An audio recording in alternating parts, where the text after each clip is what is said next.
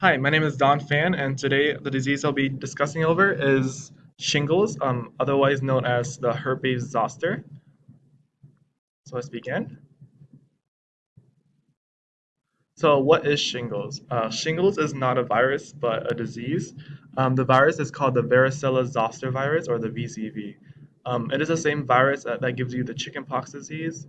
The virus, as you can see on the picture on the right, it is an enveloped double-stranded DNA virus. So as for the taxonomy, the scientific name is the human alpha herpes virus 3. The common name for it is the varicella zoster virus, and the family belongs to the herpes viridae family and the alpha herpes virinae subfamily. And on the right it shows you the kingdom, phylum, class, order, family, genus, and species. So for some clarifications about shingles, again, shingles is not a virus but a disease. You can only get shingles if you've had the chickenpox before. Because it is the same virus. It is why is that? We're going to get into that a little bit later. It is also possible to get shingles from the chickenpox vaccine as well. So for the pathogenesis, basically what happens is the virus particles reach the mucosal epithelial sites of entry. The local replication is followed by a spread to tonsils and other regional lymphoid tissues.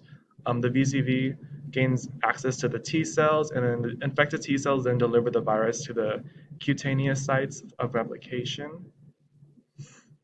And then this is the picture of what I was just talking about earlier. On the left is like where the virus is like finished replication is like complete. Um, so the top is like the skin cells with the virus, and the bottom is the T cells that are carrying the completed virion. On the left is like the incomplete virion. It's like the piece that like haven't finished replication yet. On the left, you can see like the incomplete virion about to attach to the T cell, and then it's about to deliver it to the skin cells. And let's see. So the VCC. So once it has attached to like a cell, the virus will fuse and uncoat itself. The virus capsid is transported to the nucleus, and the full set of viral proteins, including the I mean, no, immediate early, and late proteins, enter the nucleus, and the new variants then bud into a two-step process. As you see the picture on the left, here's a bigger picture of it. On the left, it says the attachment. That's when the varicella zoster virion attaches to the cell, and then it uncoats the cell from the capsid, like when it fuses and uncoats. And in the middle, you see like the DNA is like straight, but then it starts to become like circular during the DNA duplication.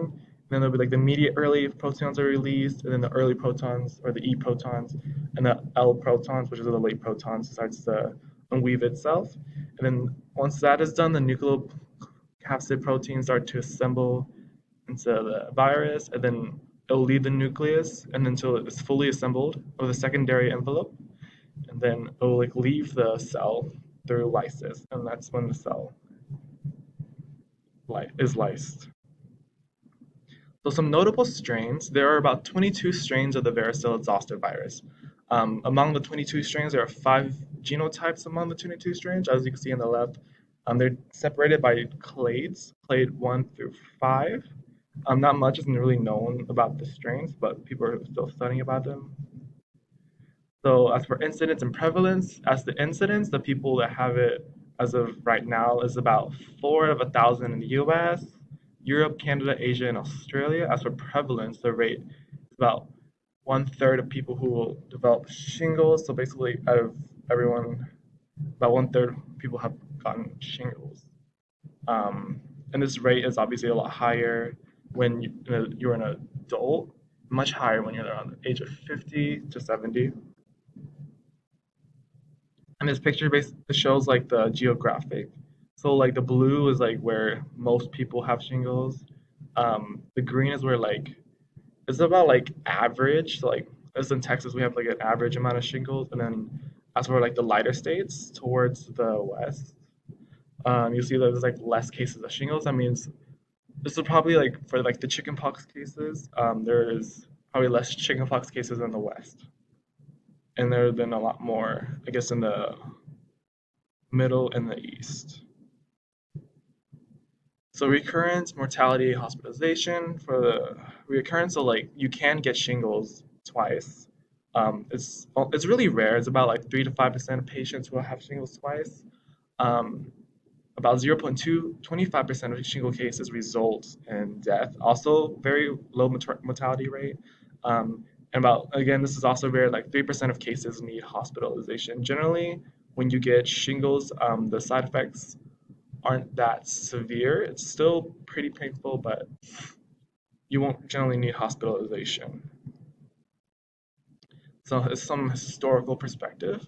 Um, the shingles virus it's been here for a very, very long time. It's affected humans since, I guess, chickenpox first affected humans, but we didn't really know that it existed and until like the early 19th century. And the reason for this was because the rashes of the shingles resembled like smallpox or erysipelas.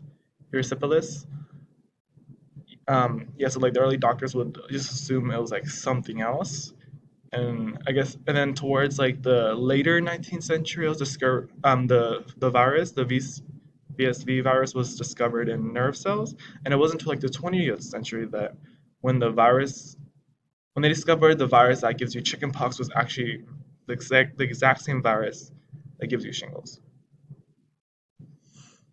As for outbreaks and recent scares, this one's they don't there isn't really an outbreak. It's the reemerging of the. So basically, what happens when you get shingles is like the VCV virus will like just will stay dormant and then like activate again. But that's like really random, and like the only real outbreak would be of the of the VCV virus would be from a chickenpox outbreak. But like anything related to shingles, it won't really be an outbreak, per se. And there wasn't any like recent scares. It was more anything related to chickenpox. There will be like that would have scares, but like for shingles, it just really develops when you're older, and many people already know that. So transmission, how can it be transmitted?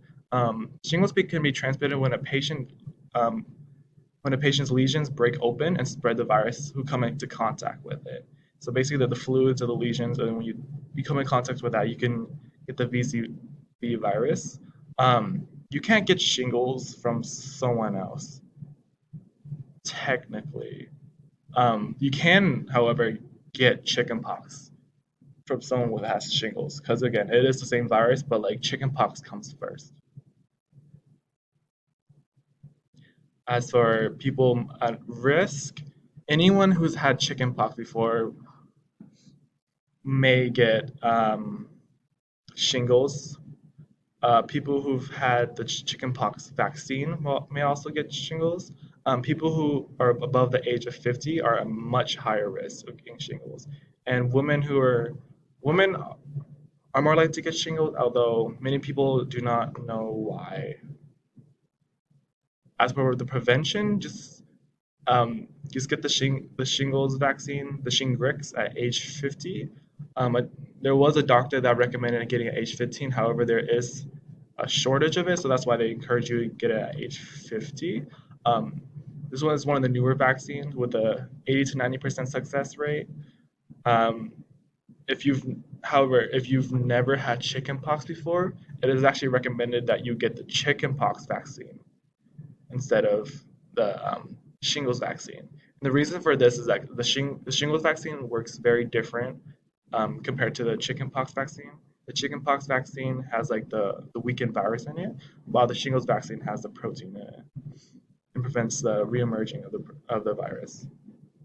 So immune response, what will happen is that they'll develop a normal or innate immune response that will be the first line of defense. Um, and then later, and then generally later, the adaptive immune response is triggered with the Shingrix vaccine if you do get the vaccine, because again, the protein comes in there and then it recognizes that and then it will produce antibodies. The Shingrix vaccine does not put a virus, but instead of protein, like I said earlier. So some symptoms will be that shingles. The symptoms will start as a fever, malaise, and severe pain, and then it will lead to an outbreak of lesions on the skin within 1 to 5 days. And then shingles can manifest in like three different stages. First is the contagious period. Lesions become more pronounced and quickly become painful. The painful and sore lesions that are at higher risk of rupturing and forming a hard crust. And here's a second stage, which is an intense pain stage, which is more intense pain. Um, and this is where, and like not everyone will go through these three stages, but if you do, then like regular painkiller or medication will not generally work, and so it will last up to like a month. And then you may get to like the third chronic infectious stage, which is like extreme pain, and then possible bouts of shock and dysesthesia. So diagnosis, shingles is difficult to identify in its early stages because of the appearance of the rashes. Again, you can easily mistake it as other rashes. Generally, one way to tell is if the rash is on one side of the body, and the reason for this is because what basically happens, the virus will travel through like one area of like one nerve, and then like that's where like the rashes will come, and then you can generally tell like again like from the picture, it's like only on one side of the body, and then this is how you can tell this is the shingles. Testing may be necessary if the doctor is unsure, however. Treatment, although the vaccination is best, so for prevention, it can be treated with painkillers and antiviral medication.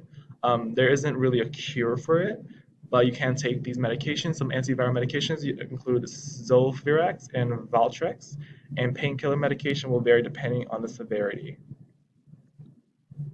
Some research efforts. According to the NINDS, the organization is researching to understand the viral disease and come up with ways to effectively prevent the start of the disease.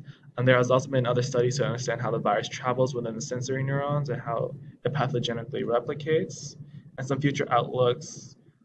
Although the Shingrix is accessible, there is, again, like I mentioned earlier, there's a shortage, and then that's why they only encourage people age 50 to get it. But however, there are cases when people below the age of 50 get it. That's why the doctor earlier said he recommends getting it at age 15. But I guess once we are able to make the Shingrix vaccine more cheaper and more available, then this would be better outlook for the future. And scientists also want to find a way to improve the chickenpox vaccine so patients won't develop shingles from the vaccine. However, they do recommend still getting the chickenpox vaccine as getting the shingles disease is not as common from getting the chickenpox vaccine. They're basically like the pros outweigh the cons.